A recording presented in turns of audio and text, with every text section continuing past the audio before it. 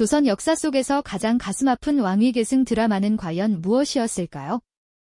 한 왕이 자신의 조카를 죽음으로 내몰아야만 비로소 왕좌에 앉을 수 있었던 피로 얼룩진 잔혹한 역사의 한 페이지를 지금부터 함께 펼쳐볼까 합니다. 절대적인 권력 앞에서 한없이 나약했던 어린 왕의 기구한 운명, 그리고 그 가여운 운명을 짓밟고 왕좌에 올라선 삼촌의 이야기는 단순한 옛 이야기가 아닙니다. 그것은 인간 본연의 깊은 욕망과 선택, 그로 인해 빚어지는 비극을 생생하게 보여주면서 우리 스스로에게 나라면 과연 어떤 길을 택했을까 하는 묵직한 질문을 던지게 만들죠. 오늘은 그 비극적인 서막, 즉 모든 불행의 씨앗이 뿌려지기 시작했던 그 순간으로 여러분을 초대하려 합니다. 이야기는 조선의 제5대 왕, 문종에게서 시작됩니다. 문종은 세종대왕의 맏아들로 태어나 학문과 덕을 겸비한 훌륭한 군주가 될 자질을 충분히 갖추고 계셨죠.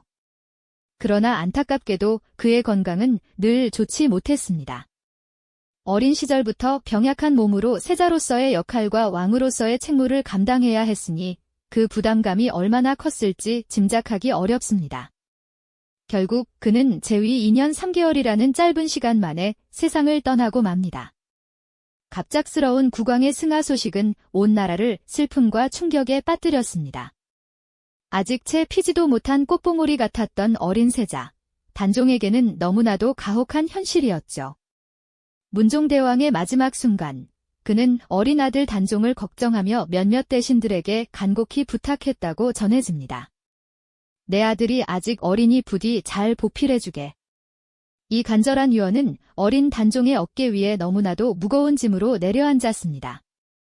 12살의 나이로 왕위에 오른 단종은 과연 어떤 심정이었을까요? 아버지의 죽음 앞에서 슬픔에 잠겨야 할 나이에 갑자기 조선의 최고 통치자라는 막중한 자리를 떠맡게 된 것입니다. 궁궐의 높은 담장은 그의 슬픔을 가두는 동시에 불안한 미래를 예고하는 듯 적막하게 서 있었을 겁니다. 아직 어린 왕을 대신하여 정치를 이끌어야 했던 것은 바로 대비였습니다. 수렴청정이라는 제도를 통해 왕실의 어른이 잠시 국정을 운영하는 것이 당시의 관례였죠. 하지만 이는 어디까지나 임시방편일 뿐 왕권의 안정적인 기반이 되기에는 역부족이었습니다. 조정 대신들의 얼굴에는 걱정과 기대, 그리고 복잡한 속내가 뒤섞여 있었습니다. 어떤 이는 어린 왕을 진심으로 염려하며 국정을 안정시키려 애썼을 것이고, 또 어떤 이는 이 혼란스러운 틈을 타 자신의 세력을 키우려는 야심을 품었을 테니까요. 바로 이때 한 인물이 서서히 그 존재감을 드러내기 시작합니다. 그는 바로 문종대왕의 아우이자 단종에게는 숙부가 되는 수양대군이었습니다. 세종대왕의 둘째 아들인 수양대군은 어려서부터 비범한 재능과 강인한 기상을 지닌 인물로 평가받았죠. 학문에도 조예가 깊었지만 특히 무예에 능하고 결단력 있는 성품을 지녔다고 합니다. 그는 형인 문종대왕이 살아있을 때부터 이미 정치적 야심을 조금씩 키워나가고 있었던 것으로 보입니다. 문종대왕의 승하와 어린 단종의 즉위는 수양대군에게는 어쩌면 절호의 기회였을지도 모릅니다. 그는 겉으로는 어린 조카를 걱정하고 보필하는 듯한 모습을 보였지만 그의 눈빛 속에는 쉬이 감출 수 없는 강렬한 욕망이 번뜩였습니다. 궁궐 안의 고요함은 마치 폭풍전야처럼 팽팽한 긴장감을 품고 있었습니다. 대비의 수렴청정 아래에서 대신들이 각자의 이해관계를 따라 움직이는 동안 수양대군은 조용히 자신의 세력을 규합하고 미래를 위한 거대한 그림을 그리기 시작했던 것이죠. 그의 야심은 마치 깊은 강물 아래에서 흐르는 거대한 물줄기처럼 겉으로는 보이지 않지만 맹렬한 힘으로 흐르고 있었습니다. 어린 단종은 아직 그 물줄기의 거대한 힘을 알지 못한 채 그저 아버지의 빈자리를 슬퍼하고 백성들의 안녕을 기원하며 작은 왕좌에 앉아 있었을 뿐입니다. 하지만 역사의 수레바퀴는 이미 멈출 수 없는 방향으로 굴러가기 시작했습니다. 수양대군의 의미심장한 시선은 단순한 걱정이 아니었습니다. 그것은 곧 다가올 피바람의 전조였고 조선 왕조의 가장 비극적인 한 페이지를 예고하는 섬뜩한 눈빛이었던 것이죠. 어린 왕의 위태로운 미래는 그렇게 시작되고 있었습니다. 어린 왕의 위태로운 미래는 그렇게 시작되고 있었습니다. 하지만 불안한 궁궐 속에서도 어린 단종을 지키려는 충신들의 노력은 계속되었죠. 당시 조정에는 김종서와 황보인 같은 원로 대신들이 중심을 잡고 있었습니다. 이들은 문종대왕의 유지를 받들어 어린 왕을 보필하고 흔들리는 왕권을 안정시키기 위해 최선을 다했던 것이죠. 특히 이들은 황표정사라고 불리는 인사권을 행사하며 국정을 장악했는데 이는 왕실의 외척 세력이나 특정 개인의 전횡을 막고 어린 왕의 권위를 대신하여 나라를 이끌어가려는 의도에서 비롯된 것이었습니다. 마치 거친 파도 속에서 작은 배를 지키려는 굳건한 뱃사공들처럼 이들은 단종의 든든한 버팀목이 되어주려 애썼습니다. 그러나 수양대군의 야심은 이처럼 견고해 보이는 방파제를 서서히 침식하기 시작했습니다. 그는 자신의 앞길을 가로막는 김종서와 황보인 등의 원로, 대신들을 눈의 가시처럼 여겼습니다. 겉으로는 조카를 위하는 듯 보였지만 그의 내면에는 왕좌를 향한 뜨거운 욕망이 불타오르고 있었으니까요. 조정은 겉으로는 평화로워 보였지만 보이지 않는 곳에서는 팽팽한 긴장감이 감돌고 있었습니다. 마치 깊은 바다 밑에서 거대한 지각 변동이 일어나기 직전의 고요함처럼 곧 폭발할 듯한 불안감이 궁궐 전체를 휘감고 있었던 것이죠. 수양대군은 조용히 자신의 세력을 규합하기 시작했습니다. 그는 한명회, 권람 등 점고 야심찬 책사들을 곁에 두며 은밀히 거사를 모의했습니다.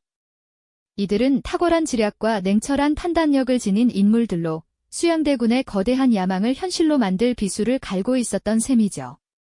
그들은 밤마다 비밀스러운 회합을 가지고 왕권을 장악할 치밀한 계획을 세웠습니다. 마치 거미가 먹이를 잡기 위해 촘촘한 거미줄을 짜듯이 그들은 권력의 그물을 한 땀 한 땀 정교하게 만들어갔습니다. 그들의 머릿속에는 오직 하나, 왕좌를 차지하기 위한 계유정난이라는 거대한 그림만이 선명하게 그려지고 있었을 겁니다.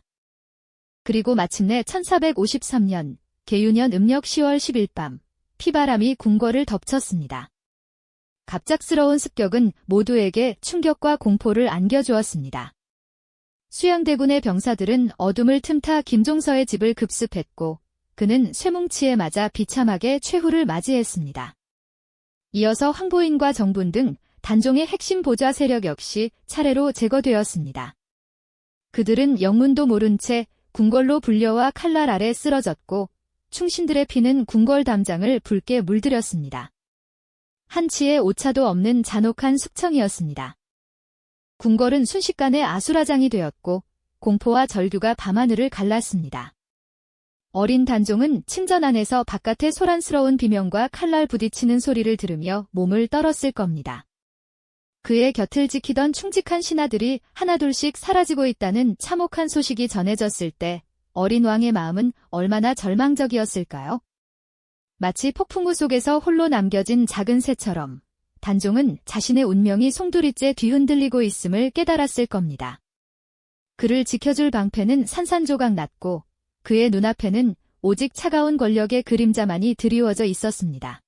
계유정난은 단순히 대신들을 제거한 사건을 넘어 조선의 역사를 송두리째 뒤바꾼 충격적인 쿠데타였습니다. 수양대군은 이 피비린내 나는 밤을 통해 자신의 반대 세력을 완전히 제거하고 실질적인 권력을 장악하게 됩니다. 그의 야망은 이제 더 이상 숨겨진 물줄기가 아니었습니다. 모든 장애물을 쓸어버린 거대한 홍수처럼 그의 권력은 거침없이 궁궐을 휩쓸기 시작했던 것이죠. 어린 왕의 위태로운 미래는 이제 예측 불가능한 비극의 소용돌이 속으로 빨려 들어가고 있었습니다. 그의 작은 왕좌는 더 이상 안전하지 않았던 겁니다.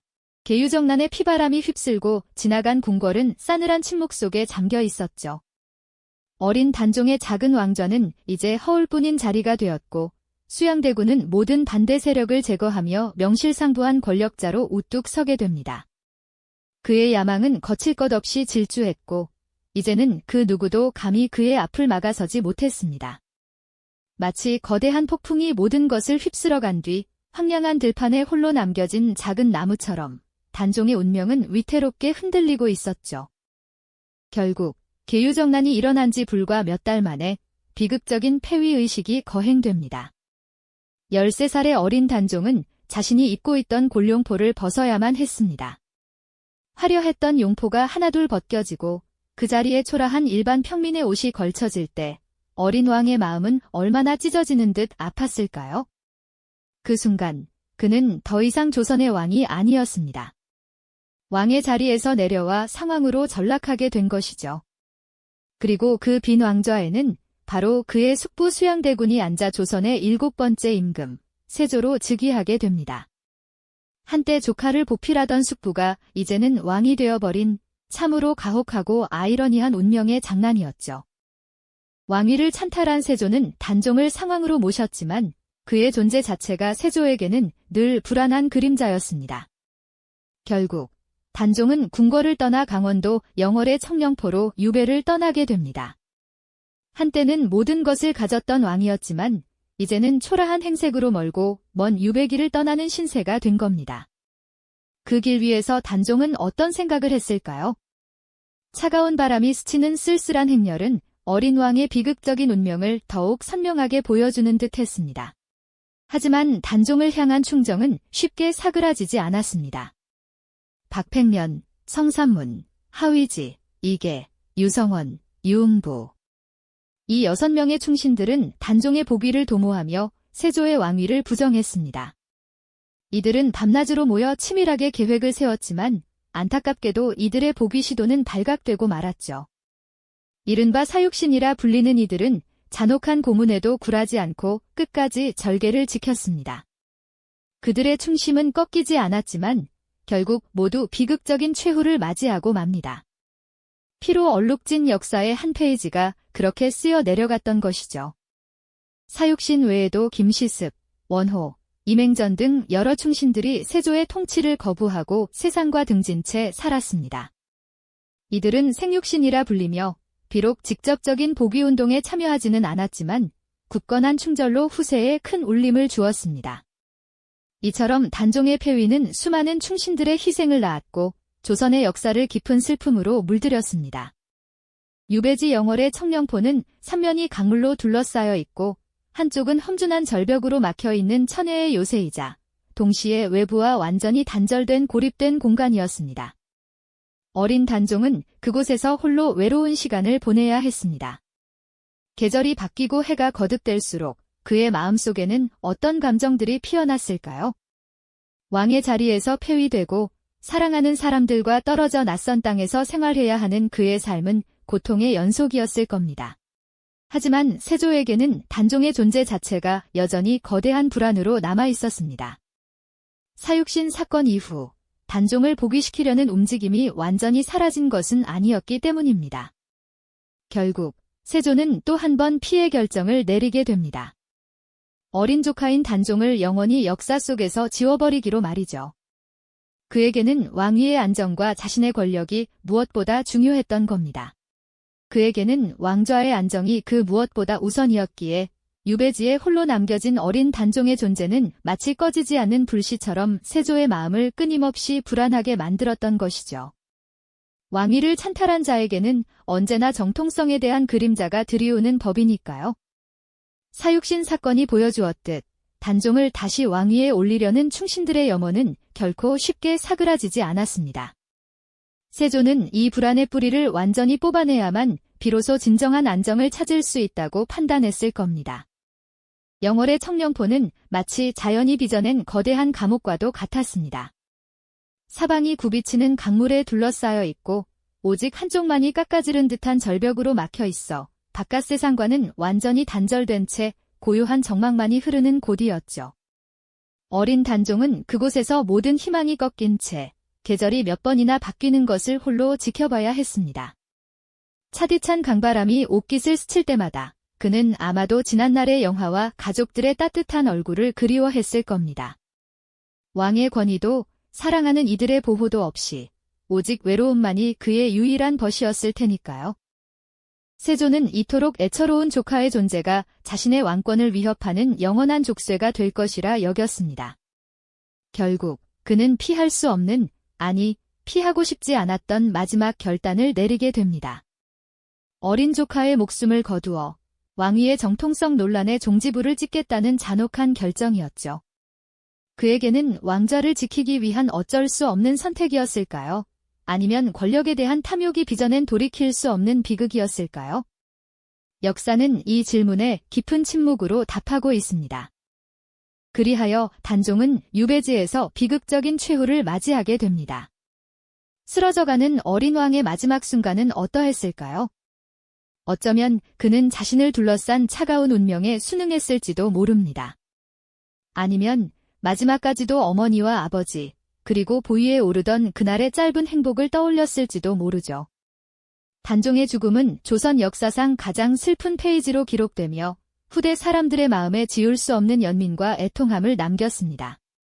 한 왕이 다른 왕의 자리를 빼앗고 심지어 그 목숨마저 거두는 이 비극적인 이야기는 권력의 냉혹한 본질을 적나라하게 보여주는 역사의 거울과도 같습니다.